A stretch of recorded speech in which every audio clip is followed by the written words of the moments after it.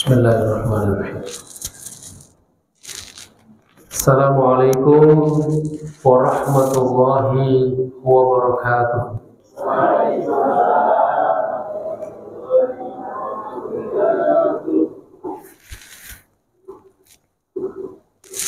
Alhamdulillah. Alhamdulillahirabbil alamin. Wa bihi nasta'inu ala umuri dunya waddin. Allahumma salli ala sayyidina Muhammad al-fatih lima ughliq al-khatim lima sabaq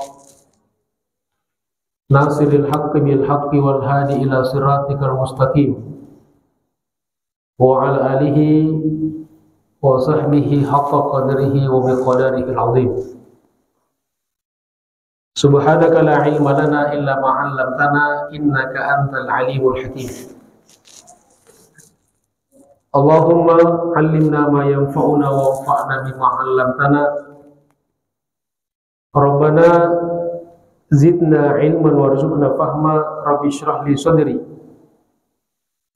wa yassir li amri wahlul 'uqdatam min lisani yafqahu qawli. Amma ba'd. Ma'asyiral muslimin rahimakumullah. Bapak Ibu yang saya hormati, wabil khusus para asatidz, para orang tua, tokoh masyarakat, segenap pengurus DKM Masjid Baitur Rahman yang kita cintai ini, serta saudara-saudaraku jamaah salat subuh dan majelis taklim yang insya Allah semua kita senantiasa dimuliakan dan dirahmati Allah Subhanahu wa ta'ala. Apa kabar semuanya? Pergi ke pasar di hari Senin. Di pasar membeli pisang. Bapak Ibu dan para hadirin, kita ucapkan selamat datang. Yang pulang kita ucapkan selamat tinggal. Alhamdulillah, puji syukur kita panjatkan kepada Allah Subhanahu wa ta'ala. Setelah kita sholat subuh berjamaah, mudah-mudahan Allah terima sholat kita dan juga ibadah-ibadah kita yang lainnya. Kita tidak membiarkan speedometer pahala kita berhenti berputar, maka kita lanjutkan dengan berbagai macam kegiatan. Maka mari kita luruskan niat kita. Pertama, kita niatkan untuk i'tikaf di masjid. Yang kedua, kita niatkan untuk bersilaturahim. Mudah-mudahan dengan silaturahim Allah Subhanahu wa ta'ala senantiasa lapangkan rezeki kita dan panjangkan umur kita. Kata Nabi, man ahabba ayyubu sotalahu fi rizqihi, barang siapa yang mau dilapangkan rezekinya, wa yunsa'alahu fi atharihi, dan mau diakhirkan ajal kematiannya, maksudnya dipanjangkan umurnya, falyasil rahimahu, maka hendaklah senantiasa bersilaturahim. Dan yang paling utama, kita niatkan untuk talabul ilmi, untuk belajar, untuk mencari ilmu.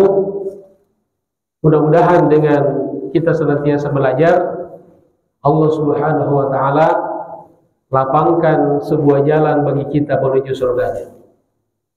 Kata Nabi, man salaka tariqan, barang siapa yang meniti satu jalan, yaltamisu fihi ilman, dia mengais ilmu di dalamnya, sahhalallahu lahu bihi tariqan ila jannah, niscaya Allah Subhanahu wa ta'ala akan mudahkan baginya sebuah jalan menuju surga. Talabul ilmi minal mahdi ilal lahdi, dari buayan sampai ke liang lahat. Belajar adalah kewajiban. Tidak ada istilah pernah belajar atau akan belajar, tapi belajar sepanjang hidup kita. Dan kemudian saya mengingatkan, setelah kita selesai pengajian, sebelum kita meninggalkan masjid, Jangan lupa kita sholat isyraq atau syuruk yang pahalanya keutamaannya sama dengan umroh dan haji atau haji dan umroh. Tetapi yang sudah daftar haji dan umroh lanjut, jangan dibatalkan. Jadi kita bisa sebelum berangkat haji dan umroh, ataupun yang sudah berangkat haji dan umroh, bisa setiap hari kita mendapatkan pahala haji dan umroh. Modalnya datang di masjid salat subuh. Kata Nabi, man sholat subuh fi jama'atin. Ini salah satu keutamanya salat subuh ya. Barang siapa yang salat subuh berjamaah di masjid, thumma qa'ada yadhkurullah, kemudian duduk sembari zikir kepada Allah Subhanahu wa taala. Taklim, pengajian, kata ulama bagian dari zikir kepada Allah. Hatta tatlu'a syams, sampai terbit matahari. Thumma shalla raka'atain, kemudian salat 2 rakaat.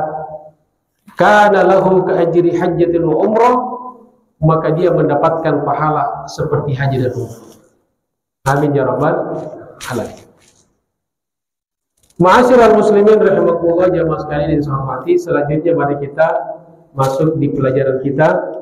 Masih ingat ya?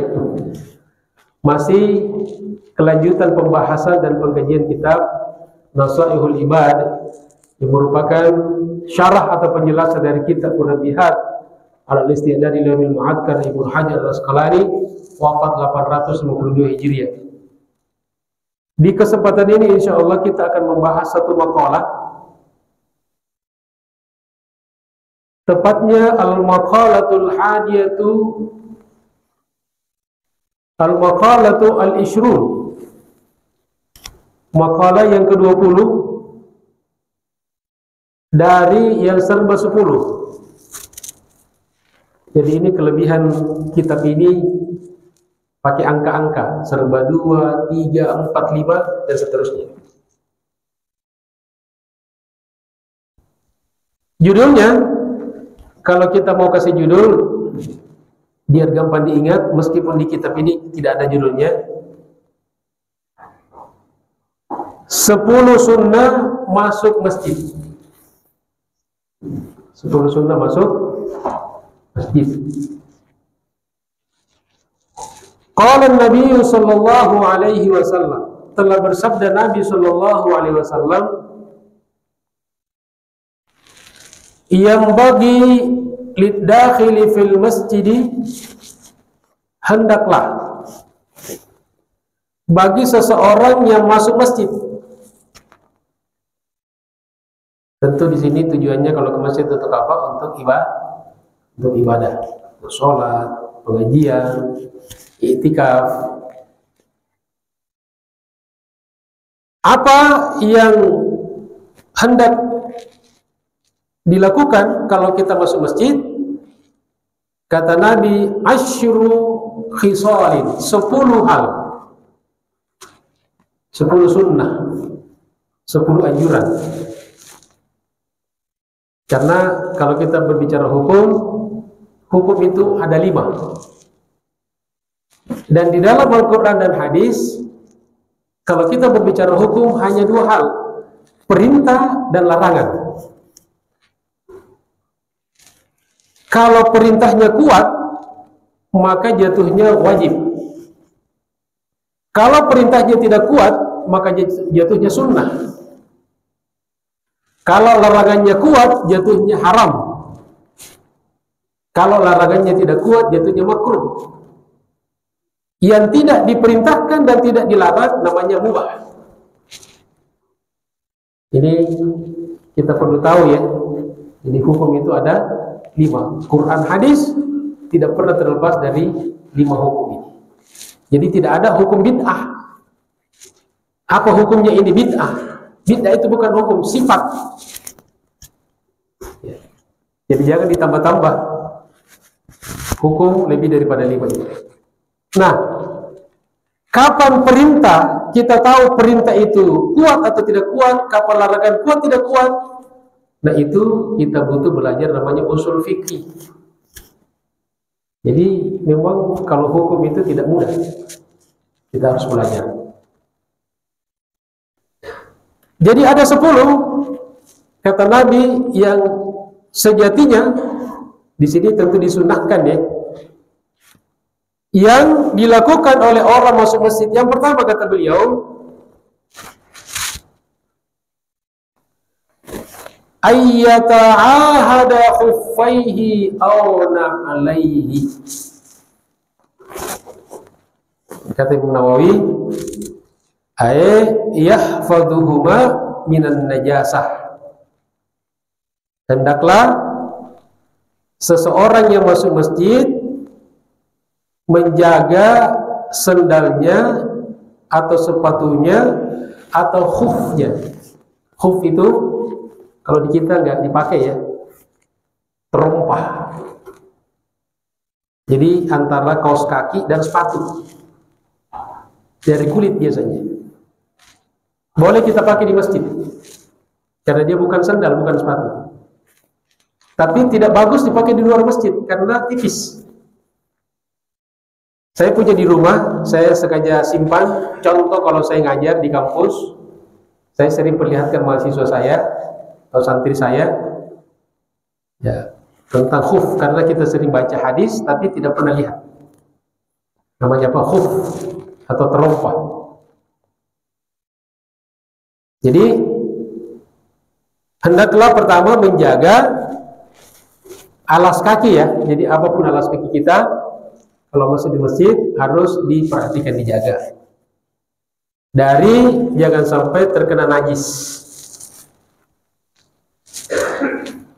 Ini harus hati-hati orang-orang yang jalan ke masjid, dari rumahnya ke masjid, hati-hati kotoran-kotoran hewan, termasuk misalnya anjing.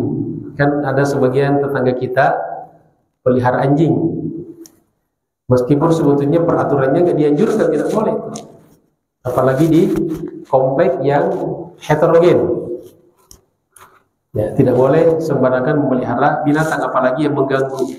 Bagi kita umat Islam ini ada najisnya, bukan sekedar persoalan suaranya kan, tapi yang paling utama bagi kita orang Islam adalah najisnya.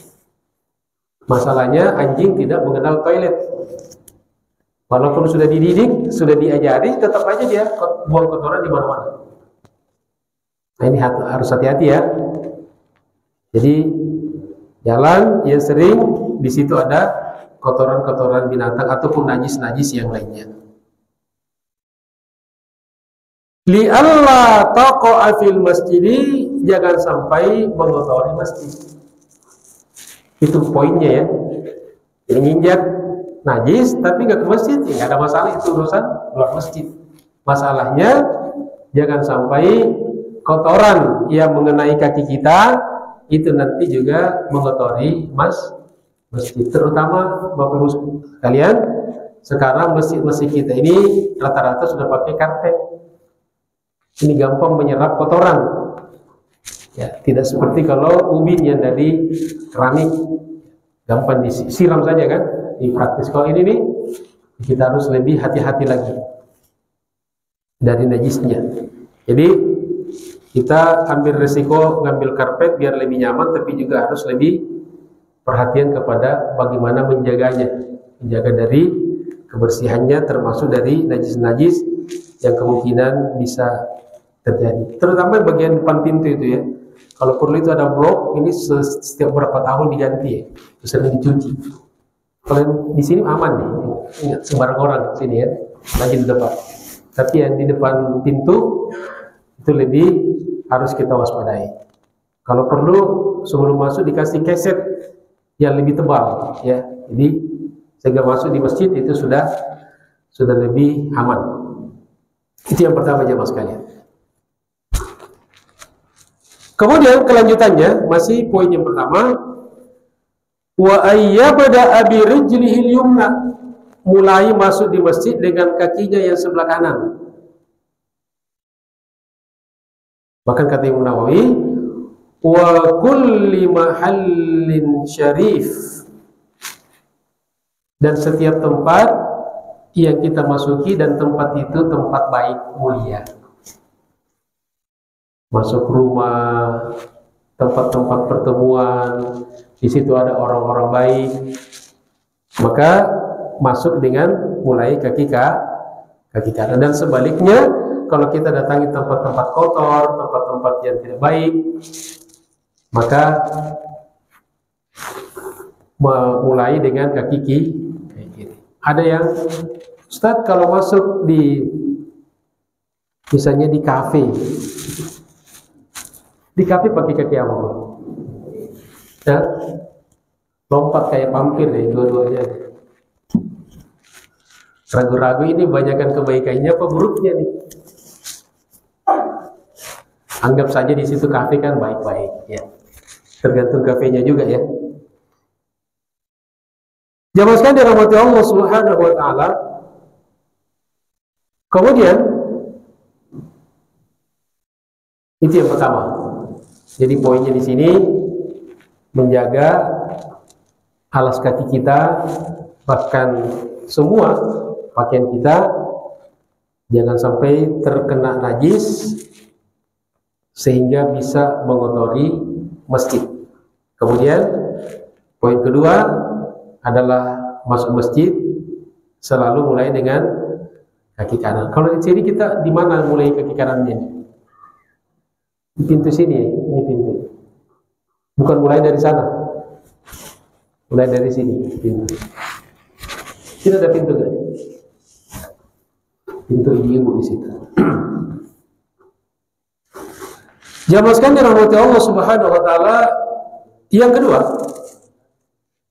sunnah yang pertama selesai. Sekarang sunnah yang kedua, kalau orang masuk masjid adalah ayyaqula idza dakhala, hendaklah dia mengucapkan ketika masuk, jadi melangkah kaki kanan, kemudian dia membaca di sini bismillahi wa salamun ala rasulillahi wa ala malaikatillahi Allahumma ftah lana abwaaba rahmatika innaka antal wahhab. Ustaz, kepanjangan ini kan salah satu ya, kalau bisa dihafal, bisa dibaca ini bagus. Tapi kalau kepanjangan cukup dengan Allahumma ftahli abwaaba rahmatika. Tidak hafal juga ya, apa? Keterlaluan. Sudah pendek begitu masih belum bisa juga keterlaluan. Ibadah butuh ilmu, butuh modal. Masa lagu dangdut bisa hafal satu lagu, masa doa masuk masjid gak bisa? Kadang-kadang ada orang olahraga, jalan kaki, jalan pagi bisa berkilo-kilo pas satu hari.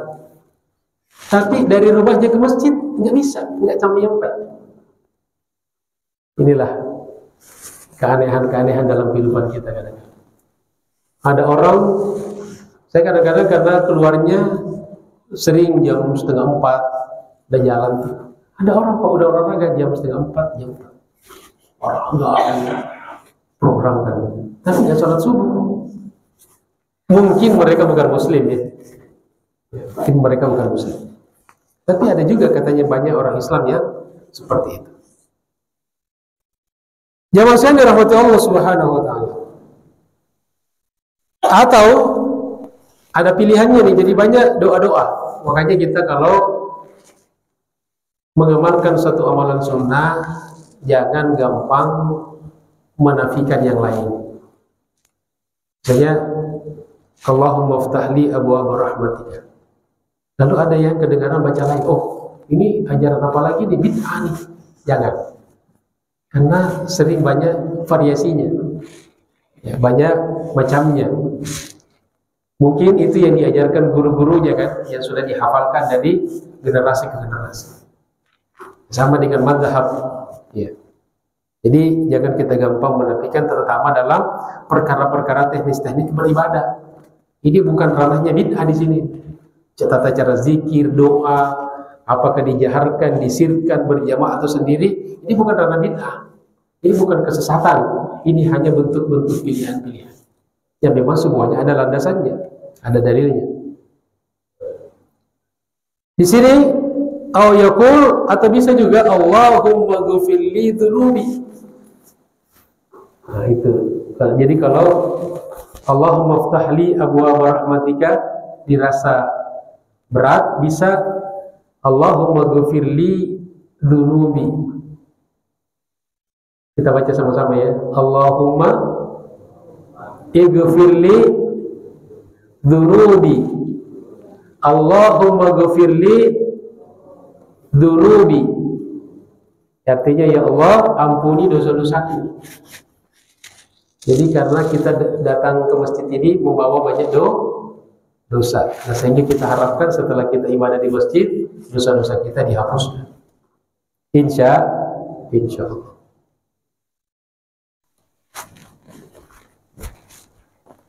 Jamaah saya dirahmati Allah Subhanahu wa taala. Kemudian yang ketiga, sunnah yang ketiga kata Nabi adalah ayyusallima ala ahlil masjidi, mengucapkan salam. Assalamualaikum. Jadi masuk masjid mengucapkan salam.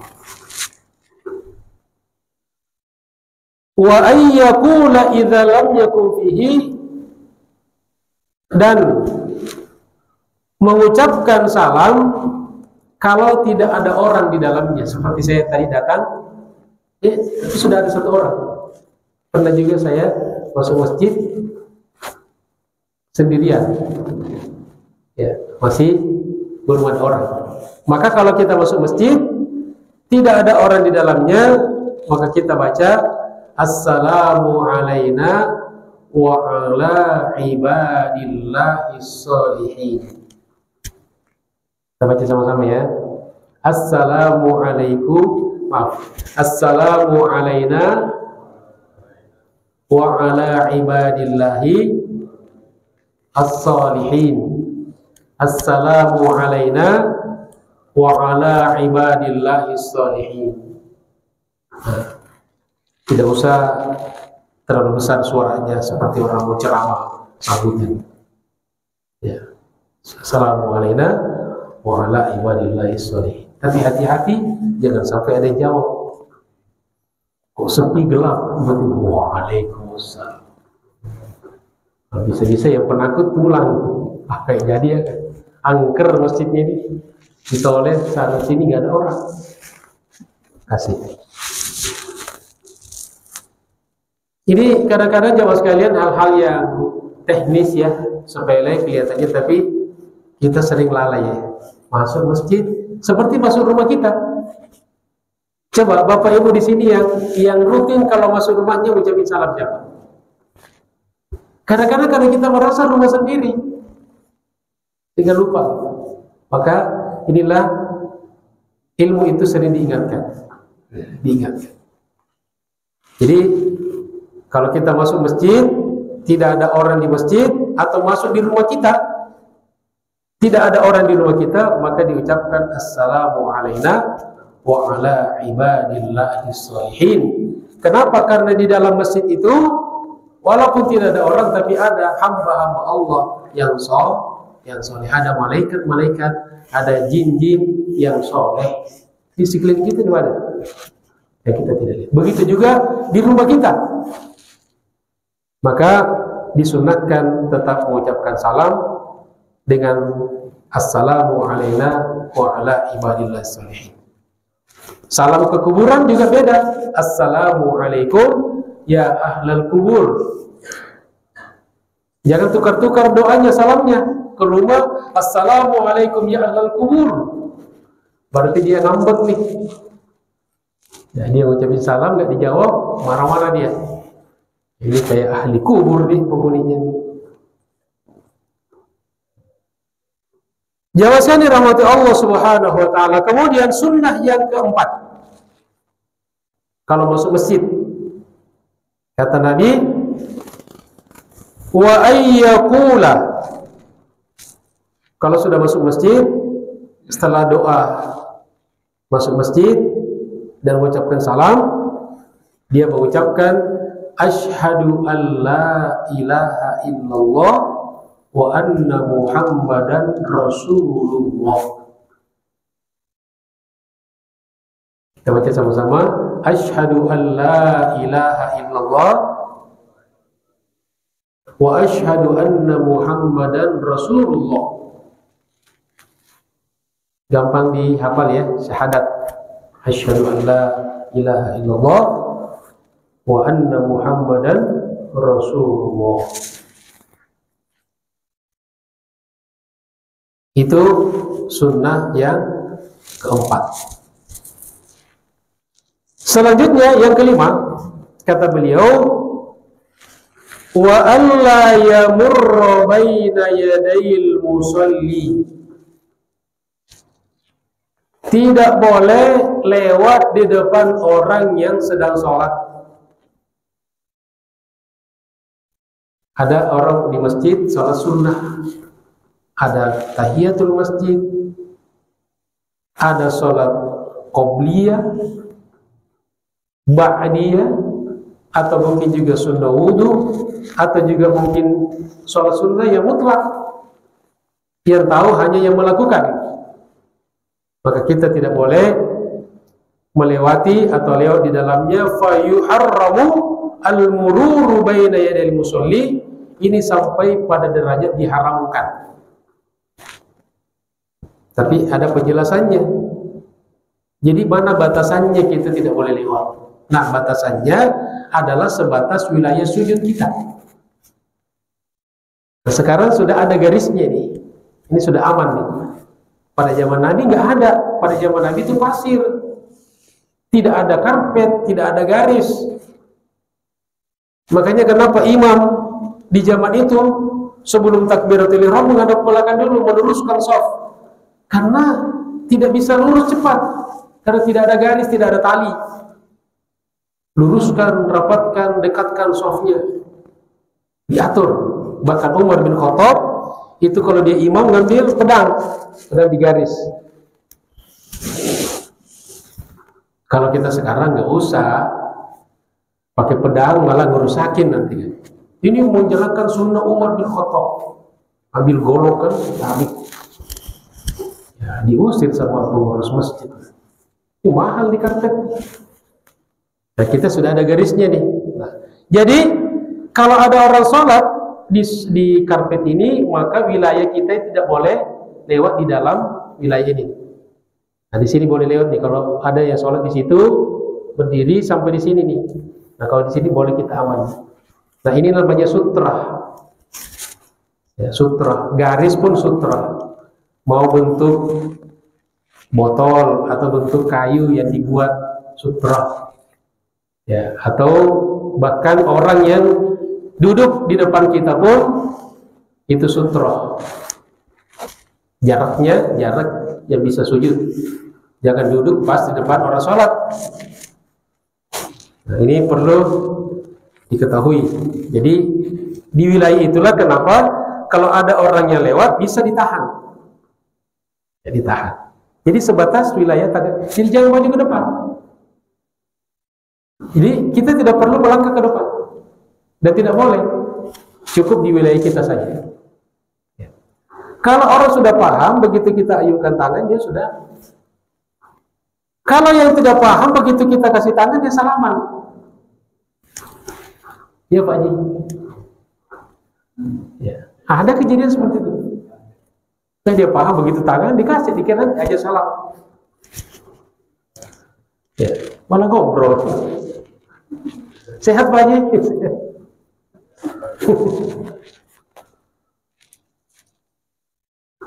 Itu sunnah yang kelima.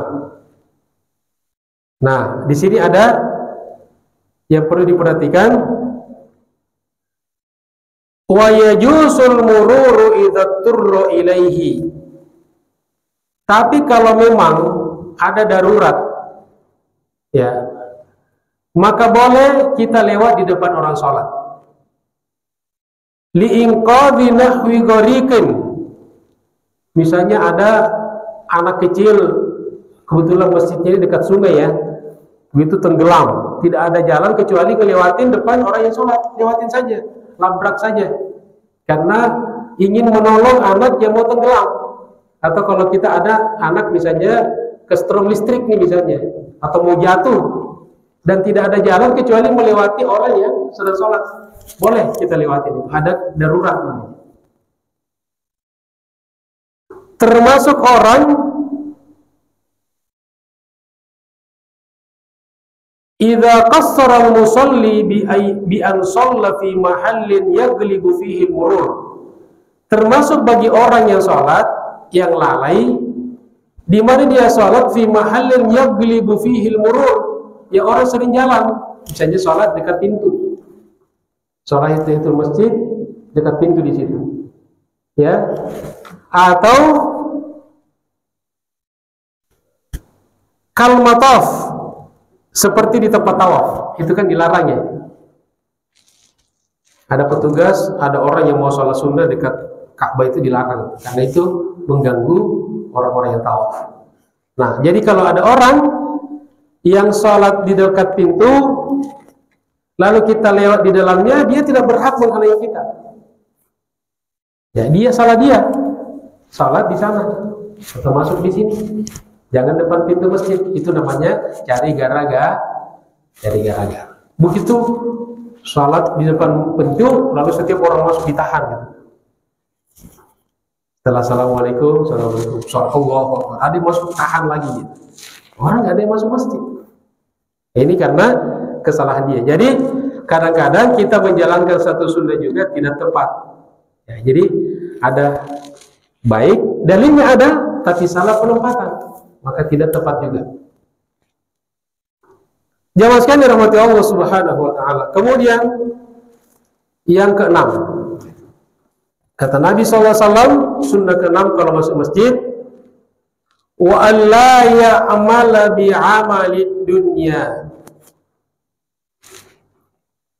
Tidak beramal, tidak melakukan hal-hal amal-amal dunia. Apa contohnya ini?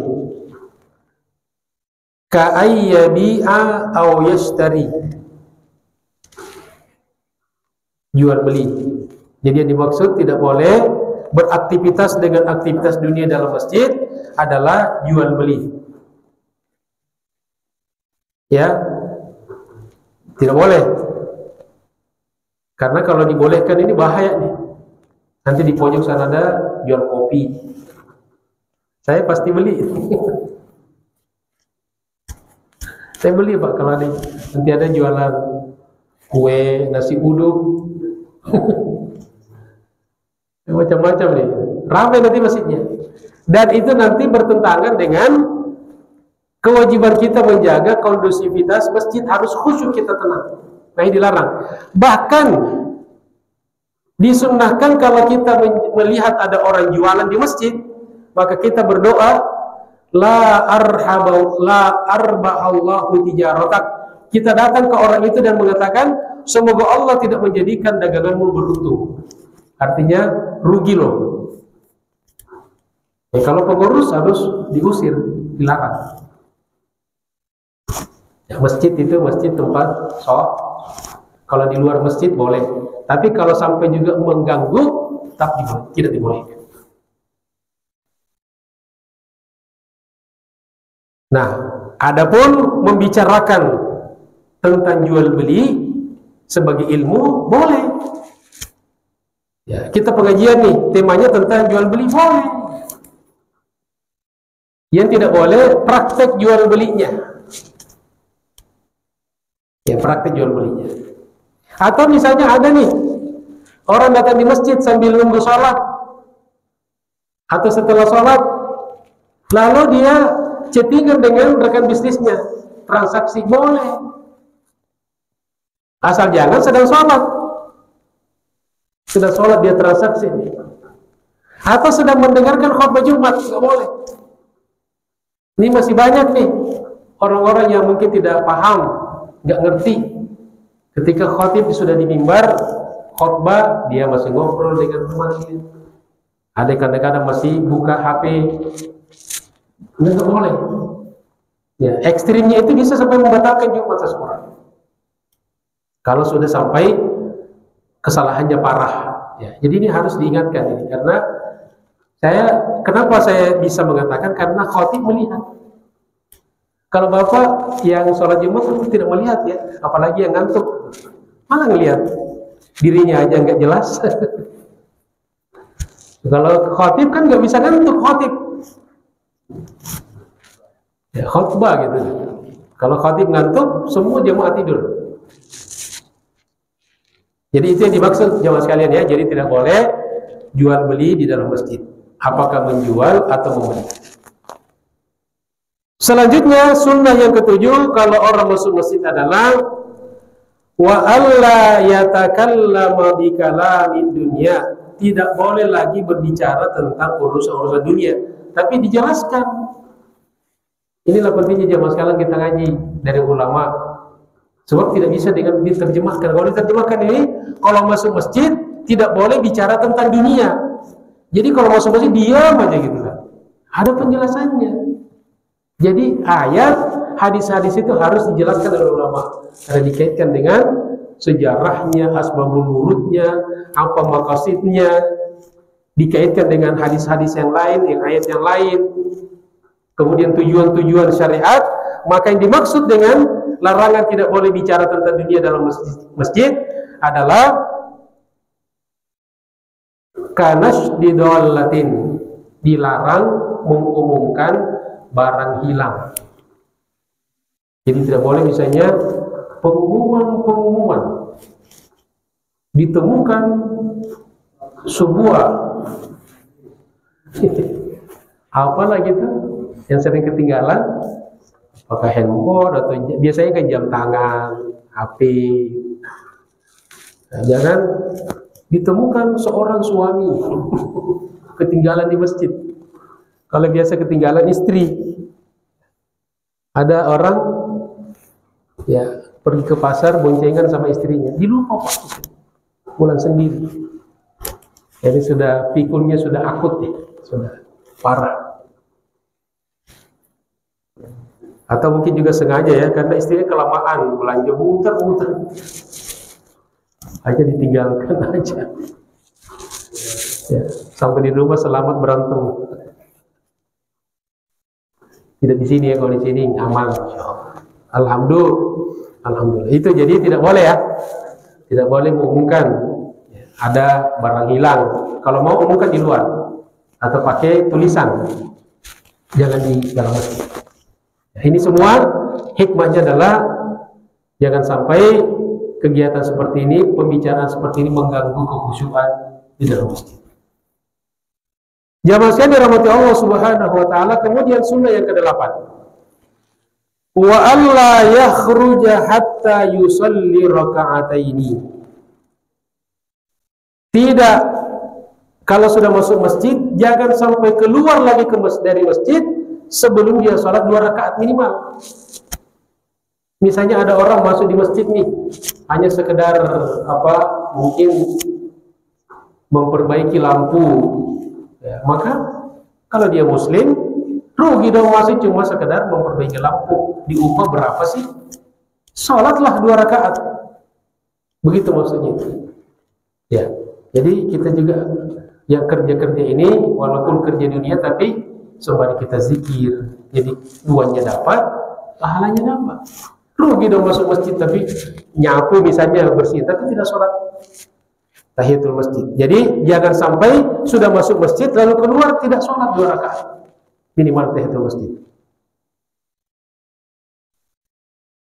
Dikecualikan idza dakhaltal masjidal haram, kecuali di Masjidil Haram, wa aradta tawaf. Lalu kita masuk di Masjid Al-Haram, Masjidil Haram mau tawaf. Fal afdalu an tabda bit tawaf. Afdalnya tidak usah salat tahiyatul masjid, tapi cukup dengan tawaf. Tsumma tanwi bir raka'ataini sunnat at-tawaf wa tahiyatul masjid ma'an. Kemudian nanti setelah tawaf ada namanya sunnah tawaf kan 2 rakaat di makam Ibrahim. Nah, di situ diniatkan sunnah tawaf sekaligus tahiyatul masjid. Tapi seandainya pun tidak, maka tahiyatul masjid sudah tercover, tertutupi oleh tawaf. Karena level tawaf itu lebih tinggi daripada sholat sunnah tahiyatul masjid. Jamaah sekalian dirahmati Allah Subhanahu wa taala, kemudian sunnah yang ke-9. Wa alla yadkhula illa biwudu'in. Jangan sampai masuk masjid tanpa wudu.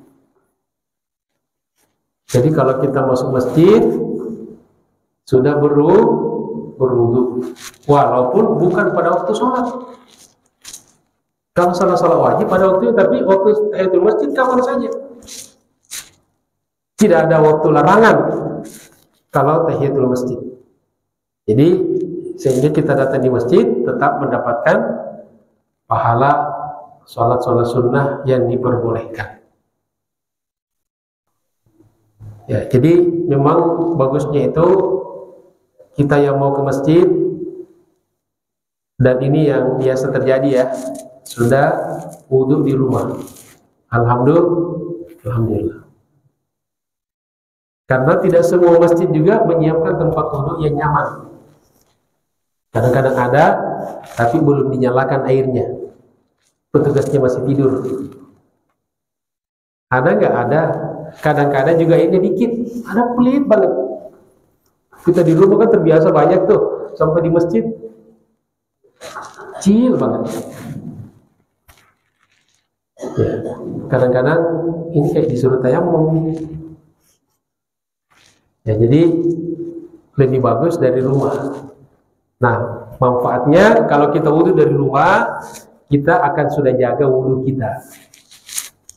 Ya, kita sudah jaga wudhu kita. Saya wudhu nih, udah nggak mungkin lagi sentuhan sama lawan jenis nih. Ada yang mau. Yang kedua, meringankan masjid. Meringankan masjid, kurang biayanya. Ini kadang-kadang ada yang buang air di masjid.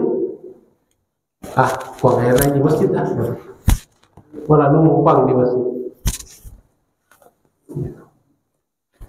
Tapi nyumbangnya malas, rajin buang kotoran di masjid, tapi nyumbangnya mah.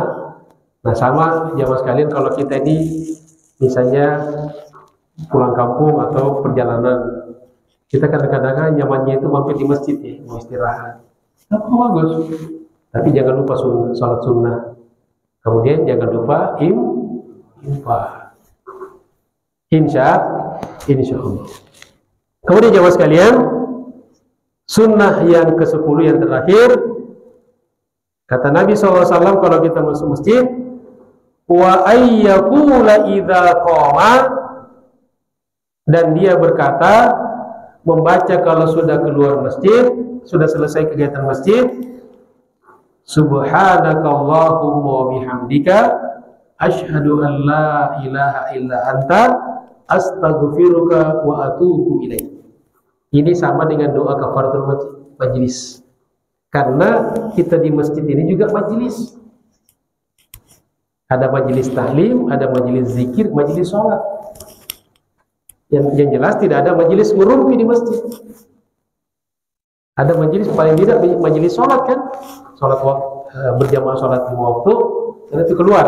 Nah, ketika kita udah cabut nih, setelah sholat ba'diyah, sudah zikir, sudah berdoa, ya, kemudian kita mau keluar masjid, jangan lupa subhanakallahumma wa bihamdika asyhadu an la ilaha illa anta astaghfiruka wa atubu ilaik. Kenapa? Karena setiap majelis, walaupun di masjid, ada potensi untuk kita melakukan dosa. Ya, apalagi di luar masjid, apalagi majelis-majelis yang bukan majelis ilmu. Ya, hati-hati nih kalau kita sering ikut rapat, reunian, ngobrol berjam-jam. Itu lebih harus lagi kafaratul majlisnya itu harus lebih kencang lagi. Ya, sedekah, karena banyak dosanya itu pasti ghibah orang. Ya, kalau kita pertemuan itu nggak pernah ngomongin diri kita sendiri, pasti orang semua. Dan padahal di masjid nih ya, di masjid jarang kita ngomongin orang. Kita ngomongin ilmu, ibadah, tapi masih disuruh baca doa kafarat ya, untuk menghapus. Bahwa di masjid pun kadang-kadang bisa terjadi dosa dan kesalahan. Mungkin salah lihat, mungkin salah dengar, salah ucap, atau dalam hati kita suudzon kepada orang dan sebagainya, atau ada takabur dalam diri kita, maka dengan doa itu Allah Subhanahu wa taala ampuni kita dengan kita baca subhanakallahumma bihamdika asyhadu an la ilaha illa anta astaghfiruka wa atubu ilaik. Diriwayatkan oleh Tirmizi qala Rasulullah sallallahu alaihi wasallam, Nabi bersabda, "Man jalasa fi majlisin," barang siapa yang duduk menghadiri satu majelis, "wa kathura fihi laghatuhu," dan majelis itu banyak omongan yang ngawur, hal-hal yang sia-sia. Faqala qabla iyyakum, kalau dia mengucapkan sebelum berdiri, min majlisi, dari majelisnya, subhanakallahumma bihamdika asyhadu an la ilaha illa anta astaghfiruka wa atubu ilaik, dia baca doa itu, illa ghafarallahu la, Allah ampunkan dosa-dosanya. Ya, luar biasa. Jadi ibu-ibu yang hadir hadisan, bapak-bapak yang hadir rapat RT RW atau apapun gitu kan di kantor, ya jangan lupa. Apalagi sekarang menjelang pilkada ini, oh banyak tuh ya ngomongin pasti, ya. Apalagi menjelang pelantikan presiden ini banyak omongan macam-macam. Banyak kita baca doa kafaratul majelis ya. Jamaah sekalian dirahmati Allah Subhanahu wa taala, demikianlah 10 sunnah ya yang disampaikan baginda Rasulullah SAW dari kitab ini. Kalau kita masuk masjid, tentu bukan lil hasri ya. 10 ini bukan itu saja, bukan. Angka-angka ini bukan pembatasan, tapi ini aplikasi di antaranya yang paling penting dalam hal ini. Kalau kita mau lengkapnya lagi, baca buku-buku fikih, insya Allah di situ lebih detail lagi apa-apa yang disunahkan, apa-apa yang tidak boleh kita lakukan di dalam masjid. Mudah-mudahan menjadi ilmu yang bermanfaat. Silakan Pak, sebelum kita tutup.